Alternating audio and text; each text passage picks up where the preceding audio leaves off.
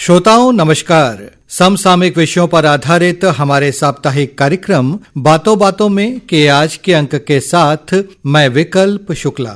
श्रोताओं, आप जैसा कि जानते हैं, इन दिनों देश भर में आजादी का अमृत महोत्सव मनाया जा रहा है। इसके अंतर्गत केंद्र और राज्य सरकारों के विभिन्न विभाग अनेक कार्यक्रमों का आयोजन कर रहे हैं। इसी कड़ी में लोगों को मौसम और जलवायु के विभिन्न पहलुओं के बारे में जागरूक करने के लिए रायपुर स्थित मौसम विज्ञान केंद्र द्वारा भी अनेक प्रयास किए जा रहे हैं।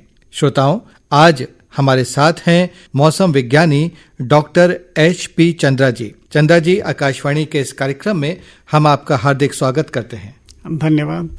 चंद्रा जी, सबसे पहले हम ये जानना चाहेंगे, कई बार लोग थोड़ा सा कंफ्यूज हो जाते हैं मौसम और जलवायु में, तो मौसम और जलवायु में क्या अंतर होता है? वास्तव में मौसम की जो घटना है वो शब्द बना है मीटियार से। मीटियार का मतलब होता है जो आकाश से गिरने वाली चीजें जी।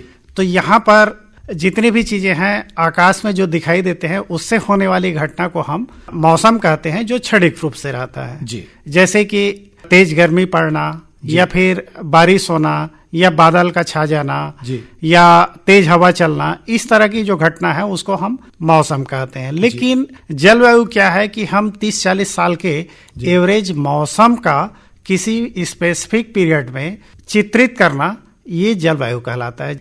चंद्र साहब, मौसम विज्ञान केंद्र जो है वो मौसम का पूर्वानुमान लगाता है, जो लोगों के लिए बहुत महत्वपूर्ण भी साबित होता है। तो ये पूर्वानुमान आप लोग कैसे लगाते हैं? इसके लिए किन किन उपकरणों का, या दूसरे शब्दों में कहें तो किन किन यंत्रों का आप इस्तेमाल करते हैं? यहाँ पर पूर्वानुमान के लिए यदि देखें तो मुख्य रूप से हमको चाहिए कि हम दो भाग में उसको डिवाइड करते हैं जी।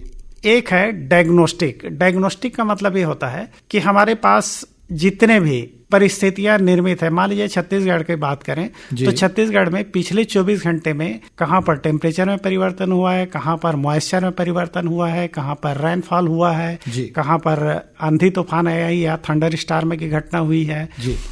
तो ये हो गई। दूसरी चीज है कि इसमें एक हमारे पास रडार की पिक्चर रहते हैं। हालांकि छत्तीसगढ़ में रडार नहीं है जी, उसके जगह में हम लोग इस्तेमाल करते हैं क्लाउड पिक्चर का, इनसेट से जो हमको मिलता है। तो पिछले 24 घंटे के हम उसको देख लेते हैं कि क्लाउड की मोशन की कंडीशन क्या है, कहाँ कहाँ पर छाया था और कहाँ पर बारिश हुई, कहाँ पर नहीं हुई जी। उसके अतिरिक्त है इसका एनालिसिस जब होता है तो एनालिसिस होता है तो उसमें विंड है, प्रेशर का है, मॉइस्चर का है, ये सारी चीजें देख लेते हैं। ये हमारी स्थिति हो गई कि पिछले 24 घंटे की, क्या जिसको हम मौसम सारांश कुल मिला करके एक शब्दों में कहें। दूसरी चीज है कि यहाँ पर हमारे पास सिस्टम क्या क्या उपलब्ध है जी। क्योंकि इन सारी घटनाओं से कुछ मौसमी तंत्र भी पैदा होते हैं जो मौसम के आगे होने वाली घटना को प्रभावित करते हैं जी। तीसरी चीज है कि इसकी प्रोग्नोस्टिक एक चार्ट तैयार करते हैं। प्रोग्नोस्टिक चार्ट में क्या होता है कि इसकी मोशन किस डायरेक्शन में होगी, इसकी इंटेंसिटी क्या रहेगी, घटेगी, बढ़ेगी या फिर जो के त्यों बना रहेगा, उसके हिसाब से हम क्षेत्र वाइज या जिला वाइज या तहसील वाइज है हम फोरकास्ट को देते हैं। चंद्रा साहब, अभी हाल ही में छत्तीसगढ़ से मानसून की विदाई हुई है, तो मानसून क्या होता है? और क्योंकि अलग अलग तरह का मानसून होता है, तो छत्तीसगढ़ में कौन सा मानसून सक्रिय होता है? यदि हम भारत में देखें तो मुख्य रूप से 3 तरह से बारिश होती है जी, जिसमें कि एक प्रमुख है साउथ वेस्ट मानसून। लगभग देश के 95% हिस्सों में इससे बारिश होती है, जिसको हम दक्षिण पश्चिम मानसून कहते हैं जी। दूसरा जो बारिश की घटना होती है वो पश्चिमी विक्षोभ के कारण जी। तो पश्चिमी विक्षोभ है, उसके कारण से मुख्य रूप से नॉर्थ इंडिया में बारिश होती है। तीसरा जो मानसून है जो मुख्य रूप से तमिलनाडु और उसके आसपास के लगे हुए राज्य के जिलों में गिरता है, उसको बोलते हैं हम नॉर्थ ईस्ट मानसून। जो मानसून के जैसे ही कंप्लीट होता है, खत्म होता है इधर, तो उसका नॉर्थ ईस्ट मानसून की शुरुआत हो जाती है। चंद्र साहब, ये तो आपने बताया कि कितने प्रकार का हमारे देश में मानसून सक्रिय होता है। ये मानसून क्या होता है, इसके बारे में बताइए। मानसून एक्चुअल में एक हवा है जी। मानसून एक हवा है जो बहुत अधिक मात्रा में नमी को समुद्र से लेकर के आता है, और चूंकि समुद्र से नमी लेकर के आएगा तो उससे बादल बनेंगे तो पानी गिरेगा। तो जो जमीनी क्षेत्र है वहां पर ये आता है। तो यदि हम दक्षिण पश्चिम मानसून की बात करें तो यहाँ पर होता क्या है कि इसको मुख्य ऑपरेट करने वाले सबसे बड़ी जो रहता है वो है एक हाई प्रेशर बेल्ट बनता है दक्षिणी गोलार्ध में। जी। दक्षिणी गोलार्ध में एक हाई प्रेशर बेल्ट बनता है, वहां से फिर हवा है प्रारंभ होता है और इंटर इक्वेटोरियल कंडीशन को पार करते हुए अरब सागर से होते हुए ये पूरे भारत को मॉइस्चर से भरता है। एक प्रकार से मॉइस्चर है वो आने लगता है, मतलब पूरी नमी से वो भरता है। जी जी। तो ये नमी से पूरा का पूरा स्थिति बनता है। अब इसमें चाहिए कि कोई भी घटना होने के लिए एक एनर्जी चाहिए, एनर्जी चाहिए तो कोई ना कोई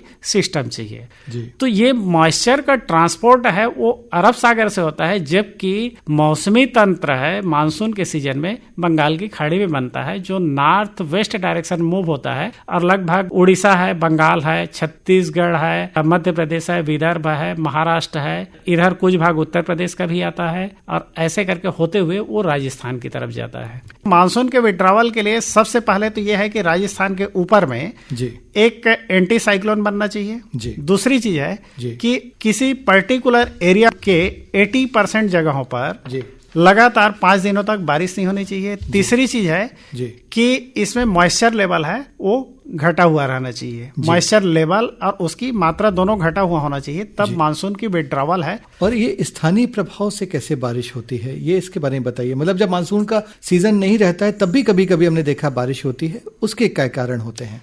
स्थानीय प्रभाव एक्चुअल में वो होता है कि यदि गर्मी बढ़ जाए जी तो उस स्थिति पर क्या होगा कि गर्म हवा है ऊपर की ओर उठने लगता है। यदि थोड़ा भी नमी की मात्रा मिल जाए तो उस कंडीशन पर वो क्लाउड फॉर्मेशन होता है, क्लाउड फॉर्मेशन होने के कारण से बारिश होती है। तो कोई न कोई सिस्टम बनते हैं जो मैकेनिज्म एक तैयार करता है जो ऊपर की ओर वर्षा के लिए एक मॉइस्चर को ऊपर ले जाता है जी, स्थितियां एक बनती है। कई ऐसे शब्द होते हैं जैसे निम्न दाब, चक्रवात, चक्रीय चक्रवाती घेरा, अवदाब, द्रोणिका, तो कई बार श्रोताओं को इनके अर्थ पता नहीं होता है कि ये है क्या। थोड़ा संक्षेप में बता दीजिए क्या होता है ये। एक्चुअल में निम्न दाब वो जगह है जहां पर आसपास के क्षेत्रों की अपेक्षा जी हवा का दबाव है वो कम हो। मैं थोड़ा सा डिफाइन कर दूं हवा का दबाव क्या है। यदि हम हवा के स्तंभ है जो ऊपर से लेकर के धरती के तल तक यदि उसके वजन को नापें तो एक पर्टिकुलर इकाई क्षेत्र में तो उसका जो वजन होगा वही उसका दाब होगा। तो ये क्या होता है कि वजन की जगह में हम यहाँ पर एक दूसरा स्पेसिफिक वर्ड का उपयोग करते हैं, उसको दबाव कहते हैं जी। तो वो वजन हो गया, यहाँ पर दबाव दोनों का यूनिट सेम होता है, लेकिन यहाँ पर दबाव में हम एक दूसरा इंस्ट्रूमेंट जिसको बैरोमीटर का इस्तेमाल करते हैं, या फिर आजकल आधुनिक बहुत सारे इलेक्ट्रॉनिक बैरोमीटर आ गए हैं जिससे रिकॉर्ड किया जा सकता है। तो ये जो क्षेत्र रहता है वहां पर दबाव कम रहता है अपेक्षाकृत आसपास के क्षेत्र में, तो उस एरिया को बोलते हैं कम दबाव का क्षेत्र। अब कम दबाव का क्षेत्र है, चूंकि ऊपर की ओर हवा जाता है तो कभी कभी क्या होता है कि जैसे आप नदी में कभी बाढ़ आया हो तो देखे होंगे एक छोटे छोटे घूमते हुए भंवर दिखता है जी। तो इस टाइप की हवा है वायुमंडल में यदि घूमने लगे तो उसको हम बोलते हैं चक्रीय चक्रवाती घेरा। अच्छा। इसको स्पेसिफिक लेवल पर भी हो सकता है और कुछ ऊंचाई तक हो सकता है, ये एक पर्टिकुलर। और चंद्र साहब द्रोणिका क्या होती है? द्रोणिका एक्चुअल में दो तरह से उसको डिफाइन किया गया है। एक सरफेस पर है, जैसे अब मानसून सीजन में एक द्रोणिका रहता है जिसको हम मानसून द्रोणिका कहते हैं या मानसून ट्रफ जी एमटी के नाम से जनरली दिखाते हैं जी। तो इसमें क्या होता है कि एक लाइन होता है जिसके लेफ्ट और राइट साइड में हम किसी भी साइड में जाएं तो उसके दोनों तरफ है दाब है, वायु का दाब है वो अधिक हो और उस पर्टिकुलर लाइन के अलोंग में मतलब उसके अनुदिश में प्रेशर है वो कम हो तो उसको हम बोलते हैं द्रोणिका। यदि हम ऊपर की वायु में द्रोणिका की बात करें तो वहां पर अचानक जो है विंड में लगभग 90 डिग्री का परिवर्तन हो, वो भी एंटी क्लॉकवाइज डायरेक्शन में, तो उसको हम कहते हैं ऊपरी हवा का द्रोणिका। अच्छा चंद्र साहब, एक बात और है, हम लगातार अभी पिछले कई सालों से सुन रहे हैं कि जलवायु परिवर्तन हो रहा है, तो ये जलवायु परिवर्तन का हमारे छत्तीसगढ़ में क्या प्रभाव पड़ रहा है और किस तरह से ये हैजार्डस भी साबित हो रहा है? एक्चुअल में जलवायु परिवर्तन है, सबसे ज्यादा जो परिवर्तन देखने को मिला है उसमें है सन 2000 के बाद में जी अचानक जो टेम्परेचर में चेंज आया जी, तो ये लगभग 30 से 40 वर्षों में 0.1 डिग्री का चेंज आ रहा था जी। लेकिन ये 2000 के बाद में जो चेंज है वो काफी ज्यादा आया। अच्छा, तो ये जो 20-30 साल में मतलब होता था बढ़ा है टेम्परेचर जी जी, तो ये 5 साल या 10 साल के अंतर में ही 0.1 डिग्री चेंज देखने को मिला है। अच्छा, इसमें कुछ साल ऐसे हैं, यदि हम दूसरी बात करें तो सबसे अधिक टेम्परेचर जो नोट किया गया है भारत में वो 2000 के बाद ही करीब 10 बार के आसपास नोट किया गया है, जिसमें ये पिछले 20 साल में ही हाई टेम्परेचर रहा है, जिसको हम हीट ईयर के रूप में जानते हैं जी। जैसे 18 में आया, 16 में आया, उसके 17 में भी था, उसके पहले 12 में था, 10 में था, 9 में था। इस तरह से बहुत सारे जो हीट ईयर के रूप में जिसको हम लोग बात करें जिसमें गर्मी ज्यादा थी, तो वो ईयर है वो काफी ज्यादा मतलब एक औसत तापमान बढ़ रहा है। बढ़ रहा है। इसका क्या असर पड़ रहा है हमारे प्रदेश में? चूंकि जितनी भी मौसम की घटना होती है उसके लिए तापमान है बहुत इंपॉर्टेंट होता है। जैसे मैं एक एग्जांपल बता रहा हूँ, साइक्लोन है, साइक्लोन बनता है समुद्र में जी। समुद्र में बनता है, उसके लिए एक आदर्श टेम्परेचर चाहिए 28 से 30 डिग्री टेम्परेचर। उसके बाद में दूसरा है कि एक ऊपरी हवा का चक्रवाती घेरा वगैरह मौजूद रहे तो आसानी से मॉइस्चर को लिफ्ट करता है ऊपर की ओर। तो यदि टेम्परेचर है, चूंकि केवल धरती के तल पर ही गर्म नहीं होगा ना, साथ साथ समुद्र का भी तापमान में परिवर्तन होगा। तो समुद्र के तापमान में यदि वृद्धि हो जाए, उस कंडीशन पर यदि 28 से 30 डिग्री टेम्परेचर मिलेगा तो मॉइस्चर ज्यादा बनेगा, मॉइस्चर ज्यादा बनेगा तो उसके लिए जिस तरह से एक इंजन के लिए ईंधन मिलता है वैसे ही साइक्लोन बनने के लिए ईंधन मिल जाएगा। ईंधन मिलेगा तो उस कंडीशन पर यहाँ पर साइक्लोन की घटना ज्यादा होने का अनुमान है। अब इसमें यह है कि ये साइक्लोन किस तरह से डिस्ट्रक्शन करता है। नंबर एक ये है कि साइक्लोन बना तो उससे सबसे पहला होता है सबसे अधिक बारिश। उसमें एक्सट्रीम हैवी रेनफॉल है जो 20 सेंटीमीटर या उससे अधिक भी बारिश कहीं कहीं पर दर्ज की जाती है। दूसरा है कि उसमें है गैले विंड बोलते हैं। गैले विंड का मतलब यह है कि यदि एक सुपर साइक्लोन की बात करें तो 130 से 140 किलोमीटर प्रति घंटे की हवा चलती है, जिसमें कि झोपड़ी वगैरह जो कच्चे मकान है या लूज जितने भी शेड है उसके उड़ने के बहुत ज्यादा चांस बढ़ जाते हैं। एक है फ्लैश फ्लड, जो कि बहुत अधिक बारिश होगी तो उसके कारण से फ्लैश फ्लड भी होगा, कभी कभी टॉर्नेडो भी आता है। और साथ ही शहरी क्षेत्रों में कई बार जल निकासी की व्यवस्था नहीं होने से भी भरा हो जाता है। हाँ, तो वो बाढ़ की कंडीशन बनता है। जी जी जी। अच्छा चंद्रा साहब, अब हम इस भेंटवार्ता के अंतिम चरण में हैं। हम आखिरी में जानना चाहेंगे कि हमारे छत्तीसगढ़ में आप भी लगातार चेतावनी देते रहते हैं, आकाशीय बिजली गिरने की कई घटनाएं होती हैं और हम देखते हैं कि हर वर्ष अनेक लोगों की इससे मृत्यु भी होती है, कई बार पशु भी बहुत मारे जाते हैं। इससे बचने के लिए लोगों को क्या सावधानी अपनानी चाहिए?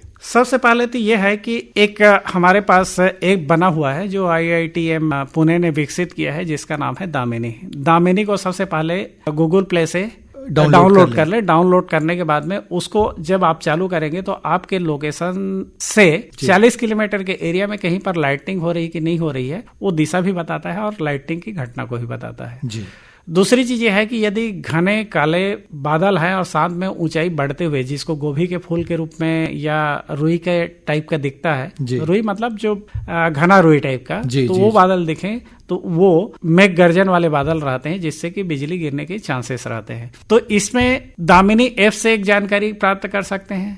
यदि दामिनी ऐप से देखें तो यदि एक घर में है तो घर से बिल्कुल भी बाहर ना निकले। यदि घर से बाहर निकलना जरूरी हो तो जिस दिशा में लाइटिंग की घटना बता रहा है तो उस दिशा में बिल्कुल ही ना जाएं। जी। दूसरी चीज है कि पेड़ है, जनरली हम क्या करते हैं कि पेड़ के नीचे में चले जाते हैं, बारिश से बचने के लिए। तो सबसे ज्यादा जो घटना होती है, जितने भी घटनाएं होती है उसमें से 90% घटना है पेड़ के ही ऊपर बिजली गिरने के कारण से लोग मरते हैं या पशु मरते हैं। मतलब पेड़ के नीचे खड़े नहीं होना, बिल्कुल नहीं होना है। यदि हम खेत में हैं तो खेत में है तो उस स्थिति पर पानी से बाहर निकल आना चाहिए। यदि पानी है तो सूखे जगह पर चले जाना चाहिए। सूखे मतलब ये नहीं है कि पेड़ के नीचे नहीं जाना है, बल्कि सूखे जगह पर देखें, यदि लकड़ी वगैरह है जिसके ऊपर खड़े हो सकते हैं तो इंसुलेटर काम करता है, उसके ऊपर खड़े हो जाएं। दूसरी चीज है कि लाइटनिंग की घटना हो रही है तो बैठ जाएं, बैठने के बाद में कान को बंद कर ले।